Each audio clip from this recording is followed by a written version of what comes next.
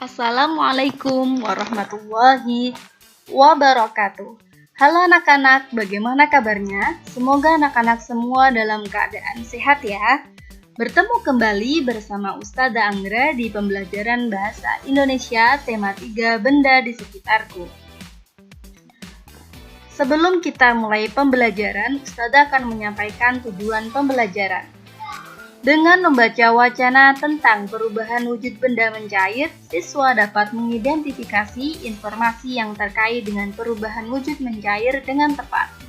Dengan melakukan percobaan, siswa dapat menuliskan informasi perubahan wujud sesuai dengan hasil percobaan.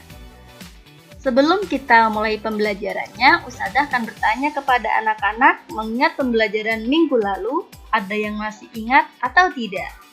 Ya, pembelajaran minggu lalu mengenai wujud benda. Wujud benda terbagi menjadi benda padat, benda cair, dan benda gas.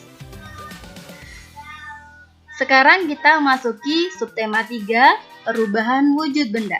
Anak-anak menyimak dengan baik ya. Hari ini sangat terik. Lani membeli es krim bersama teman-temannya. Beberapa saat es krim berubah menjadi cair. Mengapa hal itu terjadi? Bagaimana jika kamu meletakkan es batu di luar? Tentu saja, lama-kelamaan es tersebut akan berubah menjadi air, bukan? Begitu juga ketika kamu memegang coklat. Lama-kelamaan, coklat tersebut akan meleleh. Mengapa? Coklat meleleh karena terkena panas tanganmu. Perubahan wujud dari padat menjadi cair disebut mencair atau meleleh atau melebur.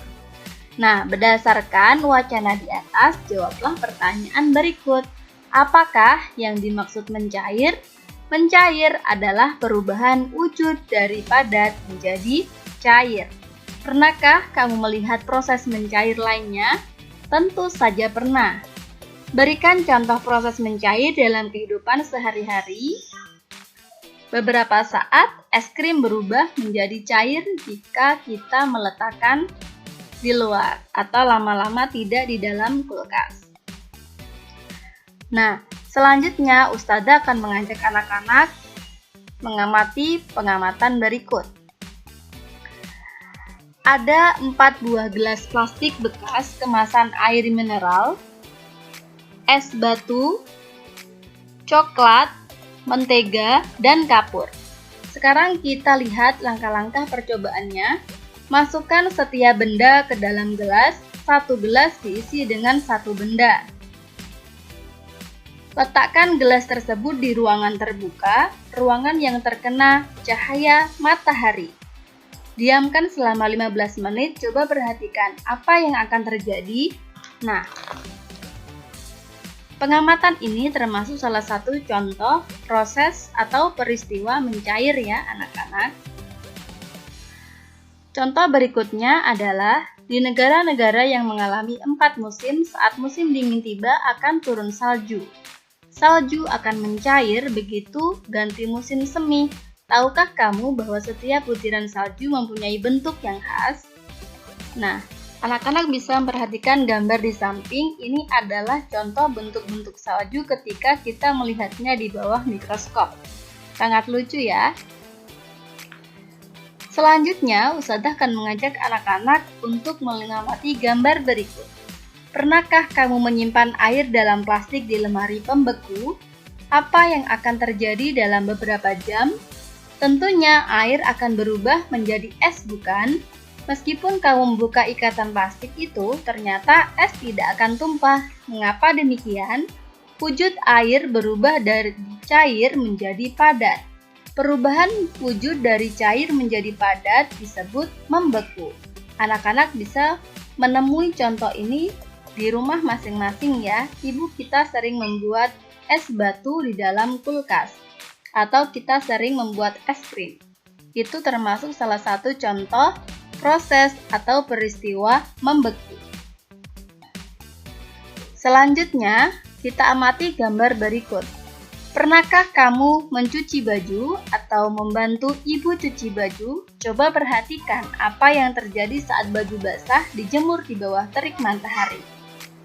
Anak-anak perhatikan gambar di bawah ini. Kira-kira proses atau peristiwa apa yang terjadi? Ada yang bisa menebak? Ya. Di sini adalah contoh proses menguap. Menguap merupakan peristiwa perubahan wujud dari cair menjadi gas. Peristiwa ini disebabkan oleh pemanasan. Contoh peristiwa menguap adalah baju basah yang dijemur lama-kelamaan mengering. Air dalam baju menguap karena terkena panas matahari. Contoh lainnya adalah ketika kita meletakkan dua piring yang berisi air, yang satu diletakkan di dalam ruangan gelap, yang satu kita taruh di bawah matahari langsung. Setelah 3 jam, apa yang akan terjadi? Air yang berada di ruangan gelap volumenya tetap, dan air yang di bawah terik matahari langsung ternyata volumenya berkurang. Kemanakah air pergi? Ternyata airnya menguap ya anak-anak. Nah, dalam proses penguapan, sinar matahari sangat membantu sekali. Selanjutnya, anak-anak perhatikan gambar berikut. Kita lihat percobaannya. Siapkan gelas berisi air panas atau air hangat. Tutuplah gelas tersebut dengan tutup gelas. Biarkan 1-2 menit, bukalah tutup gelas tersebut. Perhatikan apa yang terjadi di permukaan tutup gelas. Nah, di sini peristiwanya disebut perubahan wujud benda, yaitu mengembun. Mengembun adalah proses perubahan wujud dari gas menjadi cair. Ada 2 contoh peristiwa mengembun dalam kehidupan sehari-hari. Ketika kalian memasukkan pecahan-pecahan es batu ke dalam gelas, sisi luar gelas mula-mula kering. Beberapa saat kemudian, sisi luar gelas terdapat bintik-bintik air. Selanjutnya adalah kapur barus digunakan untuk menghilangkan bau yang tidak sedap. Biasanya diletakkan di lemari di sela-sela pakaian atau di kamar mandi. Pernahkah kamu melihat atau menggunakan kapur barus? Kapur barus dapat dijumpai sehari-hari. Bentuknya bulat dan beraneka warna. Apakah kegunaan kapur barus? Kapur barus lama-kelamaan mengecil dan habis karena terjadi perubahan wujud pada kapur barus. Perubahan wujud dari padat menjadi gas. Perubahan wujud dari padat menjadi gas disebut menyublim. Peristiwa menyublim mengakibatkan kapur barus mengecil dan habis. Ketika kapur barus berubah menjadi gas, tercium bau wangi di udara. Apa yang terjadi pada kapur barus? Lama-kelamaan kapur barus akan mengecil dan habis. Jadi ini adalah proses peristiwa menyublim ya anak-anak. Nah, sekarang kita simpulkan dari pembelajaran hari ini. Jadi perubahan wujud benda itu terbagi menjadi mencair, membeku, menguap, mengembun, dan menyublim. Perubahan wujud sudah dipelajari pada pembelajaran sebelumnya ya. Nah, sekarang tugas anak-anak adalah pasangkan kata berikut dengan arti yang sesuai. Sangat mudah sekali kan? Nah, pembelajaran yang Ustazah sampaikan sudah selesai. Semoga anak-anak semua dapat memahami pembelajaran yang Ustazah sampaikan. Wassalamualaikum warahmatullahi wabarakatuh. Sampai bertemu di pembelajaran selanjutnya.